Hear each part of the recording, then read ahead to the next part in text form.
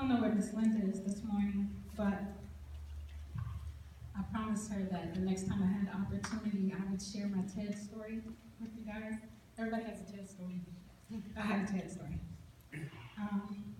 So I think you guys should know that we should be given credit. We are the home of the original TED Talks, yes? Oh, yes. So Ted was a historian, did you know? I remember one time he was telling me about going to a different church and the music there, and he referred to it as I've been to a Negro church, and the music there, I just don't understand it. And I was thinking, I don't think I've been a Negro since like 1964. Okay. But he also always wanted me to know wonderful people who look like me. And so he would ask, of course by then they were colored when he shared them with me, but he would always tell me, I know this woman who does this and she's wonderful, and do you know her? And I know this man, and all these things. So he wanted me to know that. And of course, he was very proud of his own Aryan heritage, which he shared a lot. Ted was the type of person to give you space for self-expression. And by that I mean every time I led worship for like the first 5 years, he sat way in the back. He moved from up here, but he gave me my space. He was a prophet, did you know? He used to refer to my daughter as a diamond in the rough.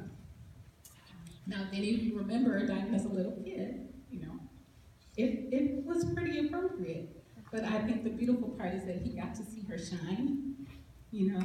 And what touched me about that moniker is that that's why I named her Diamond, because I just thought it was an important legacy for something to come from humble, dark beginnings of coal, and under extreme heat and pressure, achieve perfection that's valued universally.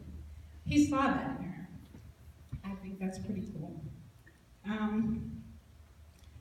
He stored his treasures in heaven and in his attic.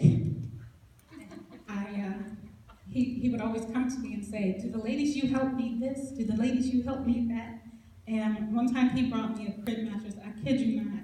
I don't even know which one of his children it might have belonged to, or if it was like the first generation of crib mattresses, but he brought me this thing from his attic. He knew it was up there. He brought it for me to donate to somebody, just because he cared like that. And I think he started lightening his load as he prepared for his journey from here to God. He gave us many things. He would bring the grapes, and then he'd come and tell me, I set a bag of grapes aside for you, for your family in the kitchen. Like, it was just little quiet things that he did. Nobody knew, you know. He gave paper. My children burned through paper like little flames, and he brought paper from his attic. I don't even know if the trees that the paper came from still exist, because it had been there a while. But it worked for the babies.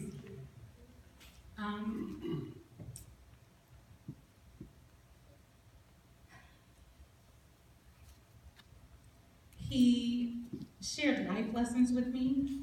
He was the first person to teach me how to use my cell phone while I was driving without getting a ticket.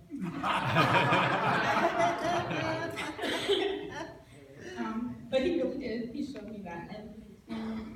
And one of the things that he would say, like, certain people, you look at them and you expect them to have a certain perspective or mindset, and especially when they're rough around the edges.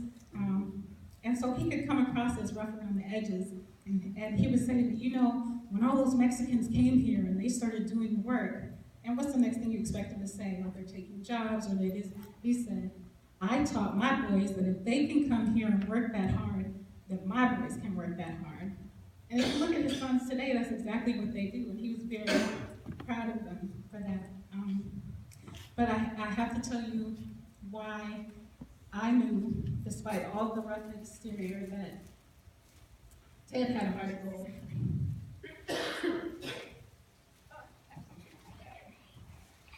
So, I don't know if you can see this little shoe thing. Now, all the little kids, all the little girls especially know what this is.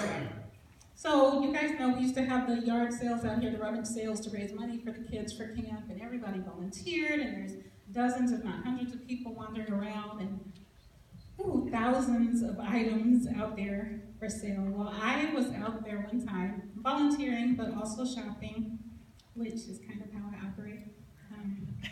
And I found a pair of little shoes like this, and I was so excited and I bought them. Didn't think anything of it. So when I went home, like maybe on Monday or something, Ted had gotten a directory and he called me. And he said, I noticed you bought those little shoes, but I found one. And so I don't know if you dropped it or what, but I saw that you bought them. Now how he noticed that I, out of all these people, bought those particular shoes, I don't know, he watched things. And I said, oh no, there were 3 of them, and I only needed 2, but thank you. And he said, so, can I ask you a personal question? And I said, sure. And he said, have the doctors figured out what's wrong with your child's feet?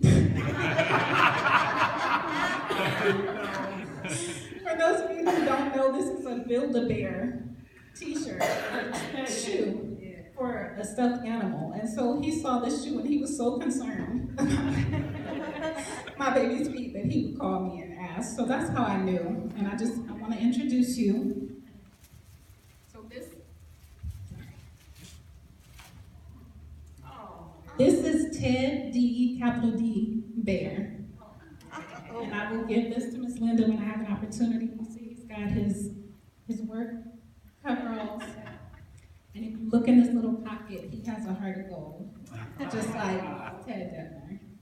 So that's all. I will play music now for offering.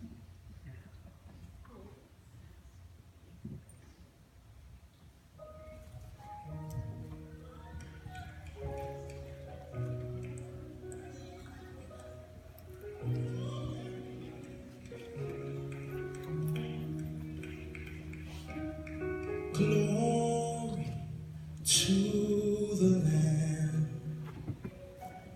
Glory to the Lamb. Can I get offering, Bubba?